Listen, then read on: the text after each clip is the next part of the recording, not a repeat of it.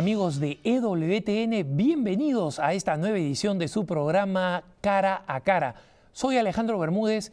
Es siempre una bendición poder llegar a sus hogares donde ustedes nos permiten ingresar como hermanos, como amigos, como miembros de esta hermosa comunidad única en la historia de la humanidad que es la Iglesia Católica. Estoy aquí en Birmingham, Alabama, en los cuarteles generales de EWTN y de Radio Católica Mundial, y tenemos un programa muy especial de un tema que me fue sugerido por varias personas, pero especialmente por un hermano católico casado que me comparte cómo muchos matrimonios católicos que de muy buena fe tratan de llevar adelante este misterio y esta vida sacramental, y sin embargo encuentran obstáculos que muchas veces terminan descarrilando trágicamente un sacramento que ha sido bendecido por el Señor para que sea para siempre. Les agradezco como siempre los correos electrónicos que nos envían, los comentarios, los alientos, las críticas y especialmente los pedidos de oración. Todos ellos, absolutamente todos ellos, los escuchamos, los recibimos, los encaminamos hacia personas que aquí en la familia amplia de EWTN, bajo el manto de la Santísima Virgen María y la iniciativa de la Madre Angélica, permite que muchos hermanos, muchos de los hermanos y sacerdotes que forman parte de la comunidad fundada por la Madre Angélica y las religiosas contemplativas eleven oraciones por ustedes. Ánimo, hermanitos, ánimo, hermanitas, especialmente aquellos que más sufren y que más cargas están llevando sobre sus hombros. Dios es bueno, Dios no es sordo, Dios va a responder. Quería abordar en este tema un tema muy importante, que es el del matrimonio católico, como decía, porque no todos comprendemos la importancia del matrimonio católico. Cuando yo comencé a tomar en serio mi fe, y quiero compartirles una pequeña anécdota de uno de los caminos a través de los cuales yo descubrí mi vocación a la vida consagrada, es que después que el fundador de mi comunidad explicó a un grupo de jóvenes entre los cuales yo estaba la grandeza, la maravilla, la dignidad, la profundidad, la seriedad y la enorme responsabilidad que venían y que conllevaban el matrimonio católico, yo seriamente me pregunté si yo estaba en capacidad de responder a ese enorme desafío. Y esa fue una de las primeras razones que me llevaron a contemplar la posibilidad de ser llamado a la vida consagrada. Entiéndanme bien, yo no fui consagrado porque salí corriendo del matrimonio. Soy consagrado porque el Señor me llamó a esa vocación, pero la manera como suscitó la inquietud en mí, que pensaba todo el tiempo, como cualquier joven de mi edad, contraer matrimonio, fue justamente conocer la grandeza y la nobleza del matrimonio.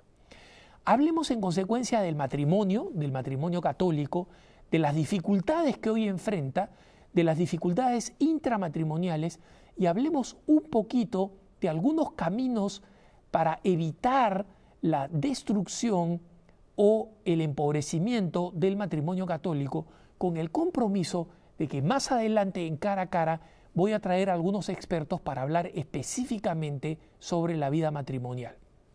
Veamos entonces, comencemos como suelo decir por el principio, ¿qué cosa es específicamente el matrimonio? Y yo creo que vale la pena que nosotros vayamos al el término etimológico de matrimonio. Viene del latín matri, que significa madre, y munus, que como saben ustedes es un deber o un mandato. Curiosamente, la palabra matrimonio significa los deberes de la madre. Esto significa que hay estereotipo o misoginia, que el padre no tiene ninguna responsabilidad. No, es que ¿quién es la que da a luz? ¿Quién es la que tiene la primerísima responsabilidad en la educación de los hijos? No la única, no la exclusiva, pero ¿a quiénes escuchan primero los niños que han estado escuchando la voz materna en el vientre de la mamá durante 9 meses? es obvio que sea la mamá. Y por eso que tradicionalmente se habla como la tarea de la madre, en la cual el esposo comparte absolutamente esa misma responsabilidad, pero todos sabemos por sentido común aquella frase muy común aquí en los Estados Unidos que dice: "When mommy is happy, everybody's happy". Cuando la mamá está contenta, todo el mundo está contento, ¿no? Y esto es absolutamente cierto por sentido común. Pero ¿qué significa el matrimonio? Recuerden ustedes, hermanas y hermanos, que el matrimonio no es un sacramento inventado por la Iglesia Católica. El matrimonio precede a la Iglesia Católica porque fue creado por Dios desde los orígenes del tiempo. Cuando el Señor crea al hombre y la mujer en estas escenas maravillosas reproducidas por tantas formas como esta bella imagen de la creación donde podemos ver a Adán y Eva, es allí donde Dios crea el sacramento del matrimonio. Un hombre y una mujer para que estén juntos fielmente el uno al otro, se entreguen, constituyan una sola carne y den abundancia de hijos bajo el mandato e invitación, porque no solamente era un mandato, una invitación de Dios a crecer y multiplicarse. Para los cristianos, nosotros sabemos que en ese hermoso pasaje donde Jesucristo discute con los fariseos que le dicen: Señor, Abraham permitió que nosotros, y la ley mosaica permitió que nosotros repudiemos a una mujer y luego de repudiarla podamos contraer matrimonio con otra o juntarnos con otra. ¿Tú qué cosa dices? Jesucristo contestó, como está en los evangelios: eso fue por la maldad de vuestros corazones. Pero al principio, es decir, refiriéndose a la creación, al principio no era así. Un hombre ha nacido para una mujer y una mujer para el hombre. Y es a partir de ese momento en que se establece el sacramento del matrimonio, no el hecho del matrimonio que antecede a la Iglesia por miles de años, sino que Jesucristo decide que esta unión entre un hombre y una mujer es tan esencial para la supervivencia de la humanidad, es tan esencial en el plan que Dios tiene para la felicidad del hombre y la mujer, que lo convierte en un sacramento, la bendice, bendice esta unión a través de un sacramento, y ese es el sacramento del matrimonio. A diferencia de otros sacramentos que crean realidades, el sacramento de la Eucaristía lo que hace es crear el cuerpo de Cristo mediante la transubstanciación, a diferencia del bautismo que crea al nuevo nacido en la fe. El matrimonio no crea, bendice una realidad que ya existe, que es la unión natural entre un hombre y una mujer. Entonces, el matrimonio religioso se establece con el consentimiento libre de cada uno de los dos contrayentes, manifestado ante el representante de la Iglesia, ¿no? Es importante comprender esto, hermanitos, porque miren, la gran mayoría de la gente, y algo que sucede muchísimo en nuestra cultura, es creer que el matrimonio es en realidad la manera como los hombres y mujeres terminan viviendo, y que la vocación es la vocación a la vida consagrada o a la vida religiosa. ¿Cuántas veces nosotros utilizamos erradamente el término vocación y decir: no, ese muchacho tiene vocación? ¿Vocación a qué? Vocación al sacerdocio, vocación a la vida consagrada. Porque el matrimonio es también una vocación, un llamado. No es el camino por defecto que terminan tomando todos los que descubren que no son llamados a la vida consagrada o a la vida sacerdotal. Así no es. Esa no es la realidad. Y es muy importante que nosotros entendamos la importancia de esa visión respecto de la vida cristiana sobre el matrimonio. El matrimonio, por su naturaleza, está ordenado a la generación de los hijos, a la unión de los cónyuges, lo que forman la unión matrimonial, y también a que ambos se santifiquen personalmente. Y por eso el sacramento del matrimonio, tienen que entender ustedes, se diferencia de todos los demás sacramentos. ¿Por qué? Porque como saben ustedes, en todos los demás sacramentos el que crea, el que proporciona el sacramento es el sacerdote. En el matrimonio no es así.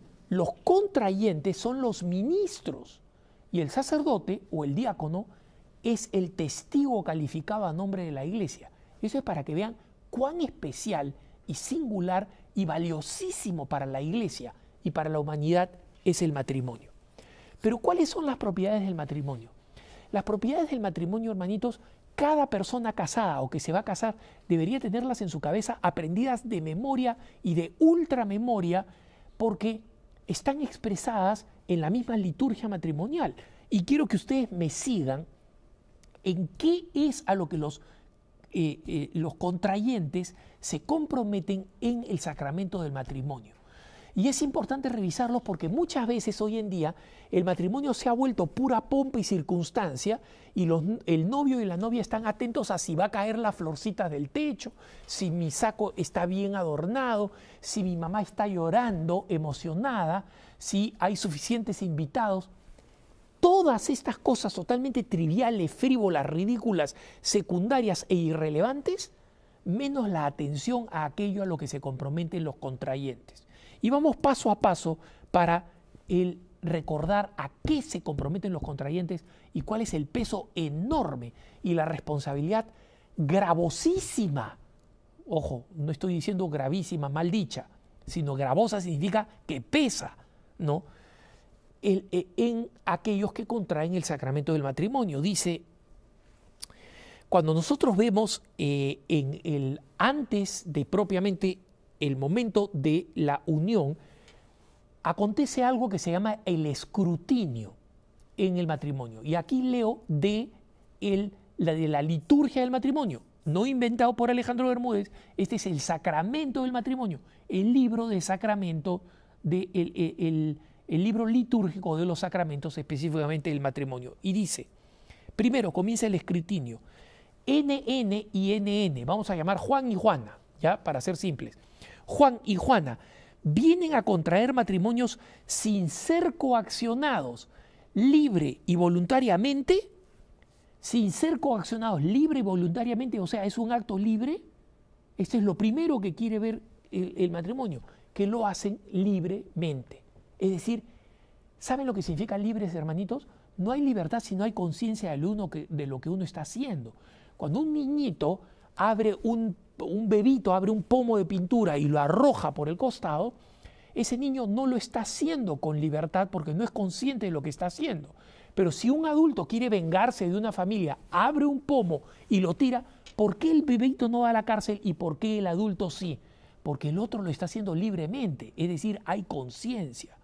Si ustedes son conscientes de lo que están juramentando, entonces lo están haciendo libremente y están asumiendo una responsabilidad libremente de la cual después no van a poder decir, yo no sabía lo que hacía. Si no sabías, ¿para qué juraste esto?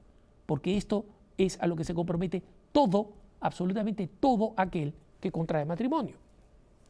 Sigue el escrutinio y dice, después de que responde Juan y Juana, sí, vengo libremente. Sigue el escrutinio. Están decididos a amarse y respetarse mutuamente, siguiendo el modo de vida propio del matrimonio durante toda la vida. Miren estos tres conceptos fundamentales a los que se está comprometiendo el que se casa en la Iglesia Católica, hermanitos. Amarse, respetarse por toda la vida. Amarse, respetarse por toda la vida, mutuamente. Amarse, respetarse. Todo lo que no sea amor, todo lo que no sea respeto, toda la vida es una negación de aquello a lo que ustedes se han comprometido en el escrutinio o que los novios a través del matrimonio se van a comprometer en el escrutinio. Y la respuesta que dan es sí, estoy decidido. Solo de esa manera puede seguir adelante el sacramento del matrimonio. Si alguien dice no, es mucho para mí, no estoy decidido, en ese momento se acaba el sacramento del matrimonio, cada uno se va a su casa. Con toda libertad, no ha cometido pecado, no ha cometido ningún error, es mejor que diga la verdad a que siga con una farsa. Luego sigue en el escrutinio, en esta misma fase, esta siguiente pregunta que realiza el sacerdote o el diácono. ¿Están dispuestos a recibir de Dios responsable y amorosamente los hijos y a educarlos siguiendo la ley de Cristo y de la Iglesia? Siguiendo la ley de Cristo y de la Iglesia. Educarlos siguiendo la ley de Cristo y de la Iglesia. Recibir los hijos y educarlos según la ley de Cristo y de la Iglesia. Hermanitos, qué triste, qué doloroso es cuando uno ve padres diciendo, ¿sabes qué? Voy a mandar a mi hijo al colegito de los corruptines angloparlantes porque, bueno, la educación religiosa no es buena, la educación cristiana no es buena, la educación humana no es buena, pero aprende muy bien inglés. Y ustedes se han comprometido a enseñarlo según las enseñanzas del magisterio y de la iglesia. No lo hagas si después no vas a cumplir con esto. Porque a esta pregunta tú dices, sí, estoy decidido. Estoy decidido. Y ojo, no estoy diciendo que hay que mandar a los hijos a malos colegios. Estoy diciendo que la primera prioridad de los padres es que los hijos estén educados en la doctrina de Cristo, que aprendan a amar a Cristo y a la iglesia. Una anécdota muy corta. Un gran amigo mío, con varios hijos, se levanta muy temprano a las 5 de la mañana para rezar y luego escribe en su pequeño diario algunas reflexiones del día. Se levanta a las 5 de la mañana y su hijita de 7 años está despierta, de 6 años está despierta y le dice, papi, ¿qué vas a hacer? Voy a rezar, hijita. Ah, ya, papito, no quería que te fueras sin antes despedirme, porque yo sé que tú te vas muy temprano y a veces yo estoy durmiendo. Qué bueno, hijita. Imagínense un papá, su hijita mayor, el corazón a estas alturas completamente derretido, ¿no? Chocolate caliente. Y le dice, papito, ¿puedo rezar contigo? Imagínate el gozo de este papá. Y se pone a rezar la liturgia de las horas con ella, leyendo en voz alta y lento para que ella pueda entender, conozco a esta niña, conozco a esta familia, esta niña es inteligentísima, gracias a unos padres que se dedican a ella. Y después dice, ya papi, ¿ahora qué vas a hacer? Voy a escribir mi diario, pero lo que voy a escribir, hijita, lo voy a escribir en voz alta. ¿Y saben lo que escribe este papá? Me lo contó hoy en la mañana. Escribe, Dios mío, gracias porque mi hija Ana María se despertó conmigo y está rezando conmigo junto a mí. Y esto me hace muy feliz. Gracias, Dios. Miren esa pequeña catequesis. La niña tenía una sonrisa de cara a cara y había sido evangelizada por su padre. Eso es lo que significa educar a los hijos. Sigamos. Veamos luego, después del escrutinio, cuando ustedes han dicho, sí, estoy dispuesto, sí, estoy dispuesto, sí, estoy dispuesto. Cuando lo han dicho en serio, no mirando a ver si es que el vestido de novia está bonito, si la cola del vestido de novia lo están arreglando bien las niñitas, si es que ya han llegado los visitantes principales que siempre llegan tarde. No. Si han prestado atención al escrutinio. Sigue en este momento lo que se llama el consentimiento. Este es el corazón del sacramento del matrimonio. Dice así, ya que queréis contraer santo matrimonio, unid vuestras manos y manifestad vuestro consentimiento ante Dios y su iglesia. Se dan la mano derecha, como saben los que ya están casados, los que no están casados ya están aprendiendo, ¿no? Dice, yo, Juan, te recibo a ti, Juana, como esposa, y me entrego a ti, miren este primer consejo, me entrego a ti. Me entrego, miren ustedes, es la total donación. Y sigue diciendo, y prometo, serte fiel. Ojo, paren la oreja, hermanos, y lean en la pantalla. Serte fiel, no un perro. Prometo serte fiel en la prosperidad y en la adversidad. ¿Cuántas peleas se arman porque simplemente no existe la cantidad de plata que la esposa o el esposo estaban pensando? Prosperidad y la adversidad, en la salud y en la enfermedad. Y prometo amarte y respetarte. ¿Cuándo? 2, 3, 4, 5 años, no. Lean, y esto es a lo que se comprometen en el sacramento del matrimonio. Esto está en el ritual del matrimonio.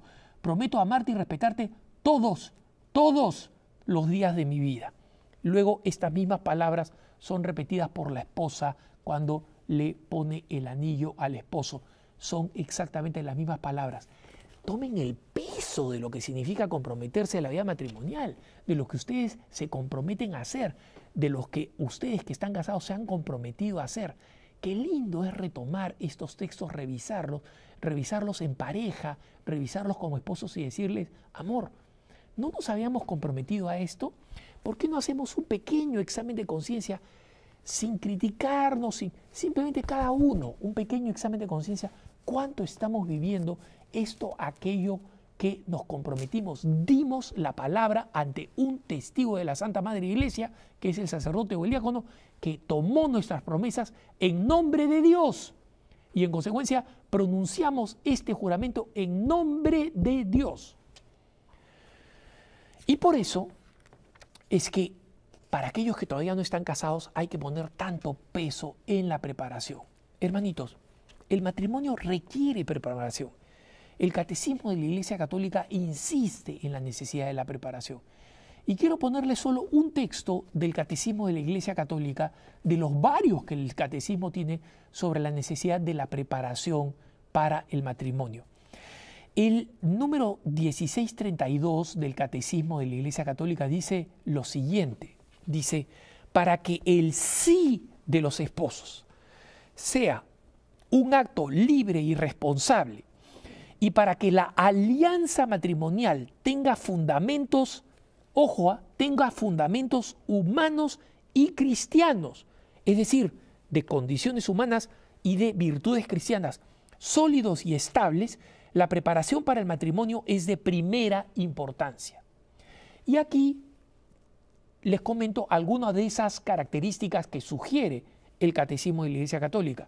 Sugiere, en primer lugar, la importancia del papel y la enseñanza dada por los padres y por las familias como un camino privilegiado de preparación. Ustedes que son padres de familia, preparen a sus hijos al matrimonio con el testimonio de la belleza de su propia vida matrimonial. Cuando dos esposos se pelean delante de los hijos, cuando dos esposos se hacen cara larga, cuando dos esposos no se prestan atención y no se muestran amor, cuando dos esposos se sientan como un par de arepas, de tortillas rellenas de chipotle, a ver televisión sin preocuparse en lo que están haciendo los hijos, o sientan a los hijos como un par de arepas o tortillas de chipotle, o como un par de mazamorras ahí encima, o como un par de dulces de leche tirados no están enseñando. Y para aquellos que ya están casados y lamentablemente no contaron con ese ejemplo, es importante que se nutran de ejemplos de otros matrimonios exitosos desde el punto de vista de la fe. En segundo lugar, se nos habla de la importancia del papel de los pastores y de la comunidad cristiana, los sacerdotes que preparen bien para el matrimonio. Y dice, y esta preparación en los valores cristianos y humanos, cristianos, fe, esperanza, caridad, humanos. Un esposo que es un tacaño, un roñoso, no va a ser un buen padre. Una esposa que es perezosa y ambiciosa no va a ser una buena madre. Y esas son virtudes humanas, hermanitos. También en eso hay que formarse. Y el catecismo insiste que es muy importante que la preparación matrimonial enfrente este tipo de problemas. Y finalmente, nos habla de cómo ya desde jóvenes tienen que ser instruidos ellos sobre la importancia de lo que significa la vocación matrimonial. La vocación matrimonial probablemente siga siendo la vocación mayoritaria entre los cristianos. Y si va a ser mayoritaria, todo joven y toda joven ya debería ser preparada en la capacidad de sacrificio, en la capacidad de gozo, de donación de sí mismo o de sí misma para comprender cómo hay que prepararse dignamente para el matrimonio. Porque el matrimonio es una virtud fundamental que requiere de un enorme sacrificio, con una gran recompensa en este mundo al 100 por 1 y por supuesto la salvación eterna, pero requiere esfuerzo, disciplina, donación de sí mismo y sacrificio. Vamos a seguir hablando un poco más de esta importancia del sacramento y de los enormes desafíos que muchos padres, que muchos esposos hoy en día enfrentan al punto de amenazar la grandeza, la maravilla de esta unión. Tan pronto volvamos del corte, estamos en Cara a Cara en EWTN desde Birmingham, Alabama.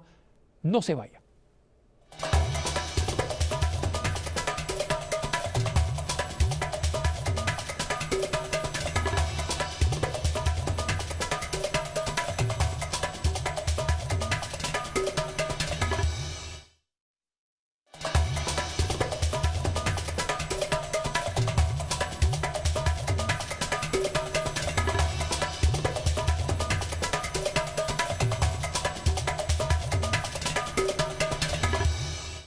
Estamos en su programa Cara a Cara. Soy Alejandro Bermúdez, estamos en Birmingham, Alabama, hablando de este tema importantísimo y bellísimo, que es el tema del matrimonio.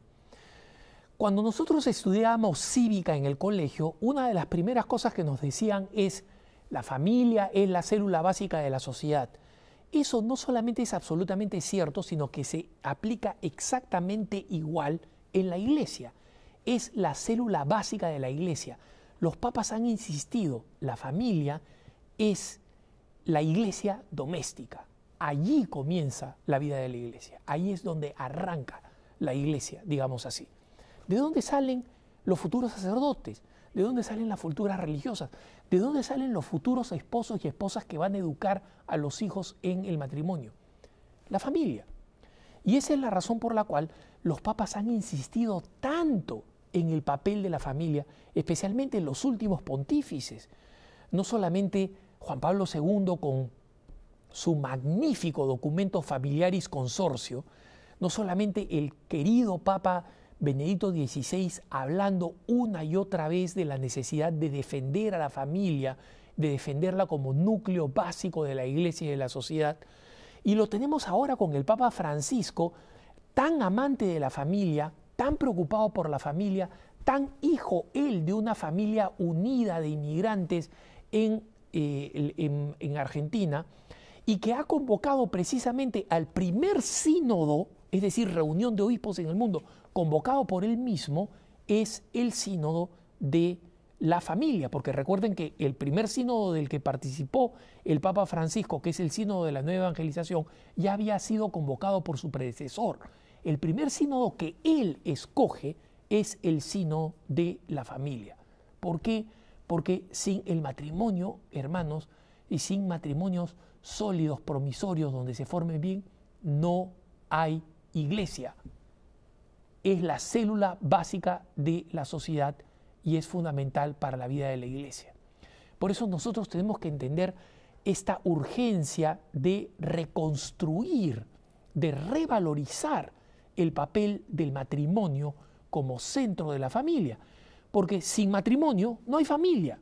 La familia es esta célula básica de la sociedad, pero que pivota, gira, existe solo gracias a ese pegamento espiritual que mantiene unidos al esposo y a la esposa, que para nosotros los católicos es una unión que se realiza para siempre gracias a dos componentes muy importantes, los dos componentes fundamentales que precisamente han sido descritos en esos textos del catecismo que les he descrito. ¿Cuáles son esos dos componentes fundamentales? Uno, la gracia.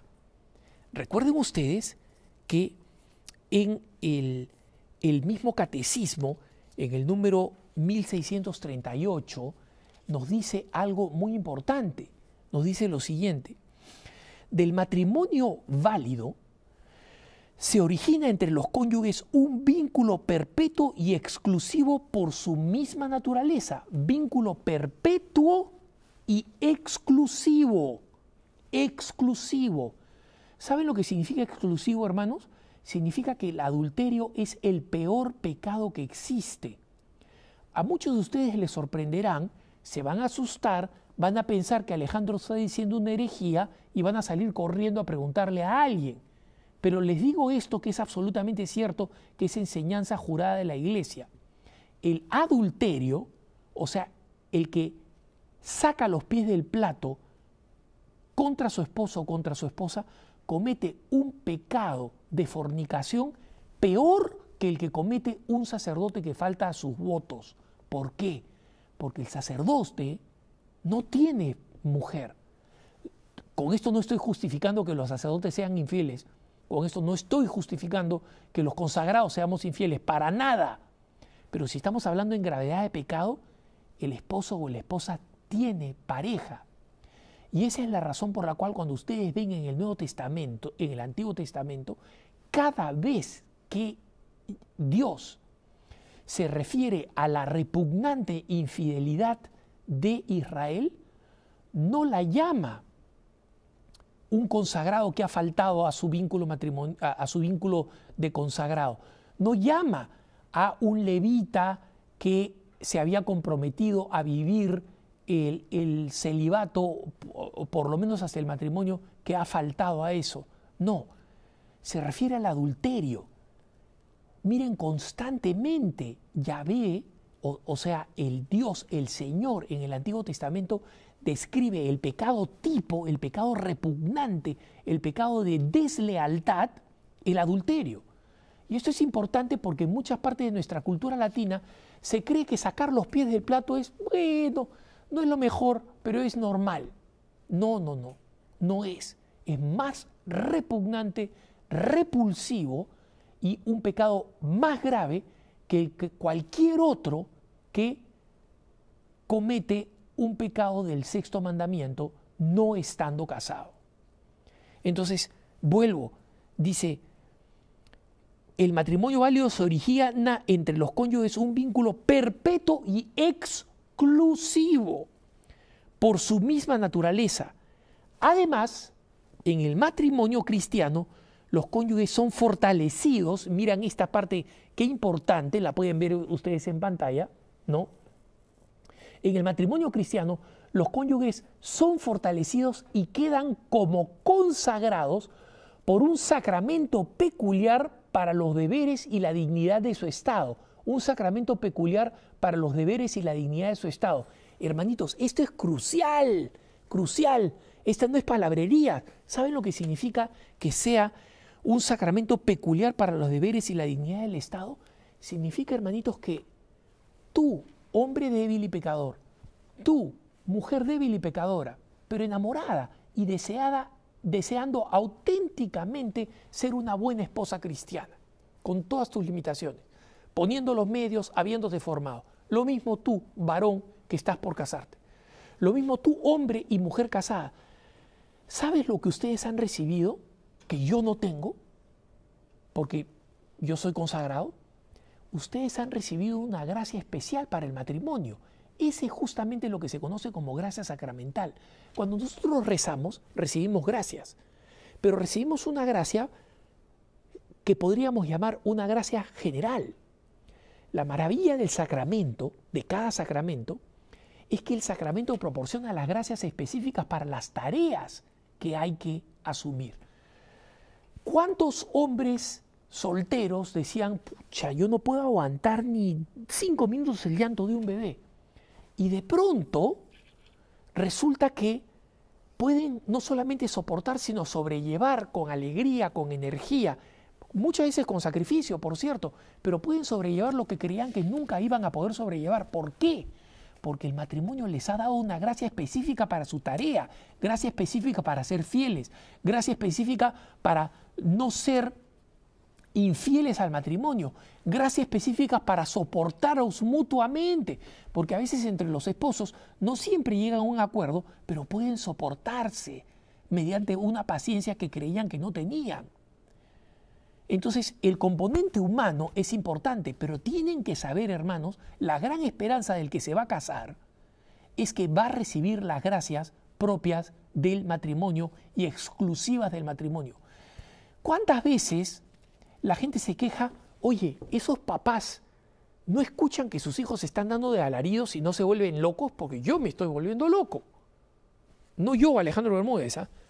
Yo lo he dicho en otras ocasiones, cuando voy a misa, y a la misa que voy está repleta de esposos jóvenes que tienen un montón de hijos, y una de las cosas más hermosas que yo puedo escuchar son Los llantos, los gritos, los comentarios, las conversaciones totalmente hilarantes de muchos niños, que yo creo que se elevan como oraciones a Dios con más fuerza que las mías. Pero sé que muchos se preguntan, ¿cómo pueden aguantar los papás todos, Esther? La gracia sacramental. Hay una gracia específica para poder cumplir con los deberes del matrimonio. Dios no nos daría una tarea de este grado de responsabilidad a un hombre casado y una mujer casada, no se los daría si es que no les daría al mismo tiempo la gracia. Y lo mismo sucede con otros sacramentos. El sacerdote es un hombre pecador cualquiera, pero recibe gracias especiales para poder cargar con las responsabilidades. Esa es la característica de la gracia sacramental, que es una gracia específica con el fin adecuado propio del sacramento que se está recibiendo. Entonces, justamente cuando recibimos esta gracia específica, ¿no?, nosotros sabemos que esta gracia es capaz de actuar, pero recuerden ustedes un principio fundamental de la teoría de la gracia o de la enseñanza teológica de la gracia dentro de la Iglesia Católica. A diferencia del demonio que nos impone y nos violenta, la gracia respeta la libertad humana y en consecuencia, por más gracia abundante que haya, si el hombre no la acoge, si no hay cooperación humana, la gracia no va a actuar, porque Dios no nos ha convertido en Ken y en Barbies, no nos ha convertido en G.I. Joes, no nos ha convertido en bebés repollitos, no somos muñequitos. Somos seres libres que tenemos que aceptar la gracia y por eso es fundamental la colaboración humana. Y no basta la devoción, se necesitan medios humanos y esfuerzos humanos. Los golpes al matrimonio, y yo sé que muchos matrimonios que ya tienen años han recibido golpes terribles, golpes como por ejemplo el adulterio, que es gravísimo, no hacen que el matrimonio sea insalvable, porque está el compromiso adquirido en el matrimonio, en las buenas y en las malas, en la salud y en la enfermedad. Y la salud y la enfermedad también supone enfermedades del alma cuando uno de los cónyuges se ha visto envenenado por la tentación, por la seducción, por la amargura, por la frustración o a veces hasta por problemas psicológicos. Pero en esas circunstancias también los que se han casado se han comprometido a sobrellevarlas. Y obviamente cualquier proceso de descomposición del matrimonio, hermanos, es reversible. Es fundamental que nosotros seamos conscientes que es posible rescatar un matrimonio si es que existe la voluntad de cooperar con la gracia que Dios está mandando. La gracia sacramental para poder superar los males del matrimonio están allí, se derraman sobre nosotros, se derraman sobre ustedes, se derraman sobre cada uno de los esposos y es posible salvar un matrimonio, es posible salvarlo. Y uno de los elementos fundamentales para comprender es que la crisis de un matrimonio usualmente, y esto no lo digo yo como experto, lo he tomado de un admiradísimo joven profesional que he prometido invitar próximamente para hablar específicamente sobre cómo enfrentar crisis de matrimonio y otros tipos de crisis psicológicas que ponen en riesgo nuestra fidelidad como cristianos. Y le consulté y me dio una conversación larguísima, que es imposible reproducir en lo que nos queda del programa, pero con unos contenidos y algunos criterios muy importantes de cuáles son los pasos para salvar un matrimonio que está en riesgo. En primer lugar, hay que reconocer que uno de los principales daños que marcan el posible fin de un matrimonio o un camino de decadencia del matrimonio es lo que en la psicología moderna norteamericana se conoce con el nombre de emotional detachment, es decir, desapego emocional. Cuando no hay necesariamente agresión, a veces hay agresión, pero sobre todo hay esta indiferencia. No me importa que mi esposa esté en la casa, me da lo mismo. Yo voy a llegar, voy a saludar, voy a comer mi comida y me voy a sentar como un ornitorrinco albino a ver televisión y a no importarme qué cosa pasa con mi esposa. Y a veces pasa también en el lado de la esposa, estoy hablando del esposo, pero también el lado de la esposa. Y este emotional detachment, este desapego emocional, este distanciamiento emocional, normalmente va acompañado de otra característica que en la psicología moderna norteamericana, en la buena psicología, se conoce como stonewalling, o sea, muro de piedra. Me preguntan, ¿y qué tal estás? Bien. ¿Qué tal te fue en el trabajo? Bien. Es decir, una de las partes, o a veces los hijos, tratan de entrar en conversación y lo que reciben es una pared de piedra. Preguntas, respuestas prehechas, respuestas frías, respuestas distantes. Y justamente hay algunas recomendaciones que es importante considerar para poder dar los primeros pasos hacia la salvación o el enriquecimiento, porque a veces no es que estén al borde del divorcio, pero sí están en un estado que no hace feliz a ninguno. Y esa no es eso significa la traición del matrimonio, porque Dios llamó al hombre y a la mujer que están llamados a la vocación matrimonial para que, a pesar de las dificultades de este mundo que siempre van a existir hasta que se acabe y nos vayamos al cielo, sean felices el uno con el otro. Eso es fundamental. ¿No se acuerdan acaso de la creación del Génesis cuando dicen Adán feliz, esta es carne de mi carne, hueso de mis huesos, con ella voy a poder construir un matrimonio? Esa alegría es tan importante que hasta en los salmos se dice la alegría que encuentra el esposo con su esposa, la encontrará tu Dios contigo. Cuando David habla del salmo para hablar del gozo que va a haber entre el encuentro entre Dios y su pueblo, utiliza una figura matrimonial. Entonces, el primer síntoma que hay que reconocer, hermanos, es que allí donde existe estos síntomas graves, que son cuando un miembro de la pareja presta más atención a una sustancia, a una actividad o a una persona fuera del matrimonio, ya sea prestan atención excesiva a los hijos, a los parientes, a los amigos, a los compañeros de trabajo, a la familia extendida, a la abuelita, a la bisabuela, el papá, la mamá, ese es un síntoma de que algo está mal en el matrimonio. La primera preocupación del esposo es la esposa y viceversa.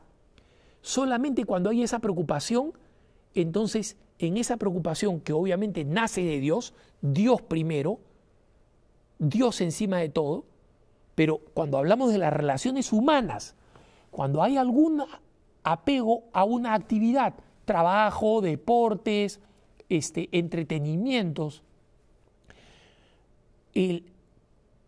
sustancias, alcohol, drogas, muchas veces son hasta actividades, hay gente que son adictas a la adrenalina del deporte, pasan más tiempo haciendo deporte que dedicándose a la familia, y eso, ojo, está bien hacer deporte, yo lo hago y quiero hacerlo más todavía, no está mal, yo no estoy casado, así que nadie se preocupa cuando salgo a correr pues media hora o una hora, ¿no? No tengo hijos que están preocupados esperando.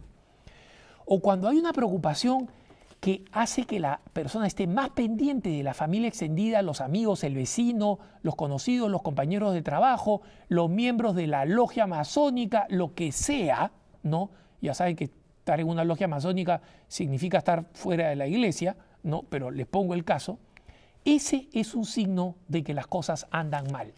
Hermanitos, la persona que cree o que dice abiertamente, porque lo he escuchado, mira, yo no seré un buen padre, pero soy un buen hijo, o mujeres que dicen, yo no seré una buena esposa, pero soy una buena madre, es falso, falso. Nadie puede fracasar en el matrimonio y creer que va a tener éxito en la familia. Hay madres que se dedican a los hijos y creen que porque se dedican extremadamente a los hijos, ignorando al esposo, o al revés, esposa esposo que se dedica a los hijos ignorando a la esposa, ¿no? Cree que por eso es un buen padre o una buena madre, no sabe que está pulverizando a los hijos porque se está convirtiendo en una persona tan obsesionada con los hijos o con las hijas. ¿Por qué? Porque está derivando amor y atención que debería ir al esposo o a la esposa hacia los hijos, convirtiéndose en los famosos papás o mamás helicópteros que lo único que hacen es crear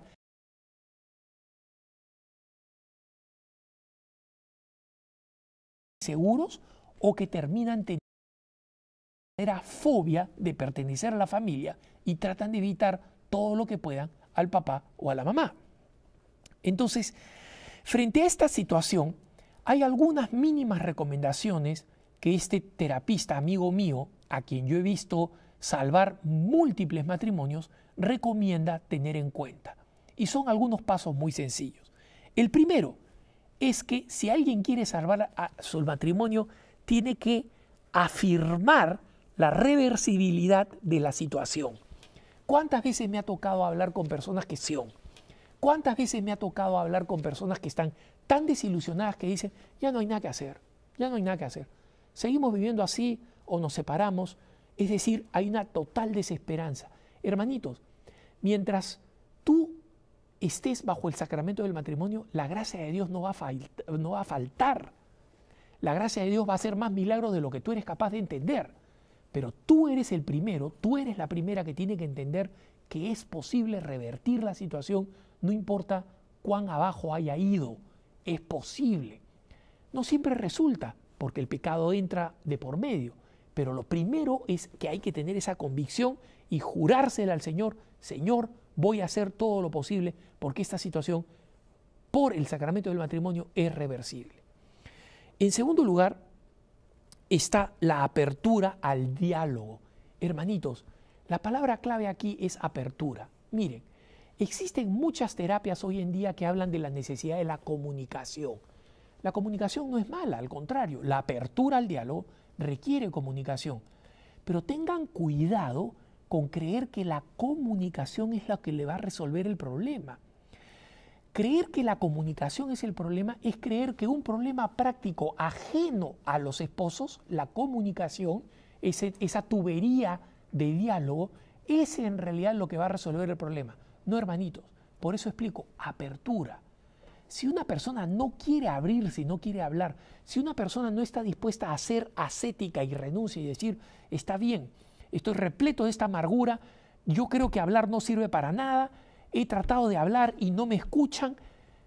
Si esa persona hace la ascética, la renuncia, la ruptura de ese apego pecaminoso a no querer abrir el corazón, porque la cerrazón del corazón es un signo del pecado, entonces no va a haber diálogo. No confíen en el diálogo creyendo que una técnica de diálogo, vamos a hacer una dinámica, tú te sientas por allá, tú te sientas por allá, ahora tú vas a poner cara de que eres un lobo feroz y ella va a poner cara de Caperucita, a ver qué cosa pasa. Esas cosas no son malas, pero si no hay apertura, recordemos que somos seres pecadores y la cerrazón es consecuencia del pecado. La comunicación, como una simple estructura o técnica o mecánica o dinámica, olvida que somos pecadores y creen que solamente una solución va a resolver los problemas, como ¿por qué está andando mal mi vehículo? Ah, necesita cambio de aceite. No. Si tú estás conduciendo tu vehículo como un animal, perdóname la expresión, y lo metes al lodo y lo chocas, lo rozas, no lo mantienes, tu problema es la cerrazón, no es un problema de mantenimiento. Entonces tengamos mucho cuidado. Comunicación es importante, pero no funciona si no hay apertura. Eso tiene que haber un cambio de corazón y un cambio de disposición. El comienzo de esa actitud de conversión es un paso gigante hacia la reconciliación. La siguiente medida es buscar un mediador calificado. Y este mediador calificado, ¿qué característica tiene, hermanitos? Tiene que ser alguien que permita clarificar y sobre todo evitar pelear. No. Esto es muy importante. Mucha gente cree que lo que necesita para poder dar un paso de recuperación al matrimonio es soltar todos los resentimientos, odios y críticas que tiene contra las otras personas. Si un mediador les ofrece ya, miren, yo voy a hacer un referí de box, voy a hacer que ustedes dos se agarren a puñetazos para ver luego qué es lo que está mal y lo que ha salido. Hermanos, del mal nunca sale el bien. El que cree que lo que necesita para poder recuperar el diálogo dentro del matrimonio y para poder reconstruir el matrimonio es vomitar todos los odios y supuestos que tiene dentro, está totalmente equivocado. Y esto nos trae al punto siguiente. El punto siguiente es buscar un diálogo constructivo. Diálogo constructivo. Esto significa descubrir los supuestos de muchas conductas para aclararlas. Les pongo un ejemplo rápido. Un papá llega a casa, llega cansado, llega preocupado, la esposa le dice, hola mi amor, ¿cómo estás? El hombre está cargado, está confundido, sigue caminando, entra a su cuarto, se refresca y una vez que se ha refrescado, ya está en sintonía familiar, ya está en sintonía hogareña, viene, se sienta en la mesa para comer, pero a todo esto la mujer ha sentido que no ha sido escuchada, que no es valorada en su papel de madre de familia, de cabeza del hogar, y ya está resentida al momento de sentarse a comer. Entonces, cuando el esposo quiere comenzar a hablar, se encuentra con que la mujer es ahora la que no quiere hablar y se encuentra con un muro. ¿Cuál es el problema? El problema aquí son los supuestos. Ella supuso que no le interesa a él cuando vino del trabajo y se quedó con que yo no le intereso, y esa amargura es la que la llevó a conservar el silencio, a hacer el castigo del silencio en el momento en que se han sentado juntos a comer. Y el esposo piensa, algo anda mal con mi mujer no me quiere, mi mujer no me respeta, yo me mato trabajando y lo único que ella tiene para mí es una cara larga. ¿Se dan cuenta cómo aquí hay una serie de supuestos? Y eso no se resuelve diciendo porque tú no me quieres, porque tú no me respetas. Se resuelve con un camino de reconciliación cuando a través del mediador, preferentemente, la persona es capaz de decir, amor, esto es lo que yo siento. Y cuando la otra parte puede decir, esto es lo que yo siento. Es decir, una de las grandes recomendaciones es, habla de ti, no hables del otro. Explica lo que tú sientes, no critiques ni insultes al otro. Y justamente cuando es posible llegar a estas características es que nosotros podemos dar la última gran medida, que es medidas y pasos específicos. Cuando se han clarificado los supuestos, los malentendidos, y se han hecho con caridad, con amor, se ha hecho con eureka, ¿no? Recuerden esa frase que significa lo descubrí. Ah, ya te entendí. No es que tú me desprecias, es que vienes súper angustiado y tú necesitas un tiempito para adaptarte.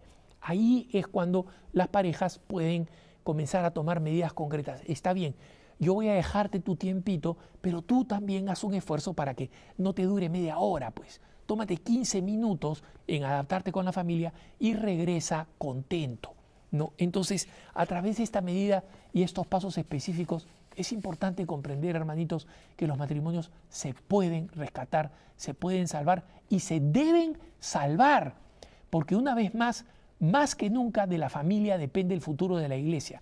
El Papa Francisco, que tiene esta dimensión tan rica, tan generosa de salir al encuentro, de edificar, de dar a conocer, de anunciar el Evangelio, ha escogido como primer gran acontecimiento de su pontificado convocar a un sínodo para la familia que se va a realizar este año. Esto le da una idea de qué valor que tiene, qué valor enorme tiene para que nosotros, ustedes, padres de familia, esposos, futuros esposos, se preparen bien para el matrimonio, y para quienes no tuvieron la oportunidad de prepararse bien, porque tal vez la conversión a una fe más sólida los agarró un poco más adelante, volver a poner bases sólidas para que sus matrimonios sean la base para familias muy promisorias. Dios los bendiga, cuenten con nuestras oraciones, ánimo para rescatar esas familias y sacarlas adelante. No dejen de escribirnos, como siempre, sus preguntas, sus comentarios a caracara@ewtn.com, Ha sido como siempre un gusto poder estar con ustedes. No dejen de ayudarnos, no dejen de colaborar con nosotros, porque este canal sigue adelante con recursos extremadamente modestos, más modestos de lo que ustedes se imaginan, y por eso cada contribución suya ayuda a que el Evangelio y que la verdad de Dios pueda llegar a cada vez más rincones. Contamos con sus oraciones, contamos también con su ayuda. El Señor los bendiga. Gracias por habernos acompañado.